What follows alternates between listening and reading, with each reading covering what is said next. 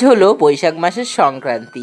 আজকের দিনে চৈত্র সংক্রান্তি থেকে বাঁধা 1 মাসের বৃন্দাদেবীর মাথায় ঝরাটা খোলা হবে। তো দেখতে পাচ্ছ সকাল সকাল গোবিন্দদের বাল্যভোগ দিয়ে দিয়েছি। ভুবন সোনা ওদিকে চিনি সন্দেশ দিয়ে মুখ হাত পা মুছিয়ে সুন্দর করে বাল্যভোগ দিয়ে দিলাম। পরে এসে আবার পুজোগুলো করব। তো চলো এবারে গিয়ে বৃন্দাদেবীর ঝরাটা খুলে নিই। দেখতে পাচ্ছ সিংহাসনটা কিন্তু নতুনভাবে রং হয়ে চলে এসেছে, কাঠের সিংহাসন। এরপরে মা বৃন্দার ঝরাটা হরে কৃষ্ণ মহামন্ত্র বলে 3 বার নাড়িয়ে দিয়ে সুতো খুলে দিলাম।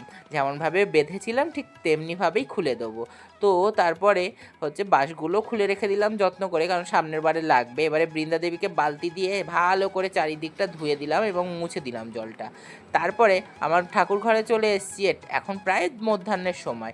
এই সময় অতি গরম বলে ভগবানকে কর্পূর অঘ্র দিয়ে শীতল জল দিয়ে সুন্দর করে স্নান করিয়ে দিচ্ছি, যাতে ওদের গাটা ঠান্ডা থাকে। এবং 21 দিনব্যাপী চন্দন যাত্রা ছিল, সেই সময় সর্বাঙ্গে চন্দনও মাখানো হয়েছে। তো আজ বৈশাখ সংক্রান্তি, এই দিনে ভগবানকে ঠান্ডা দেওয়ার নিয়ম। তো আমাদের বাড়িতে দই চিড়ে দেওয়া হলো আজকের মধ্যাহ্নে ভগবানকে, এবং বৃন্দাদেবীকেও সাথে দেয়া হয়েছে।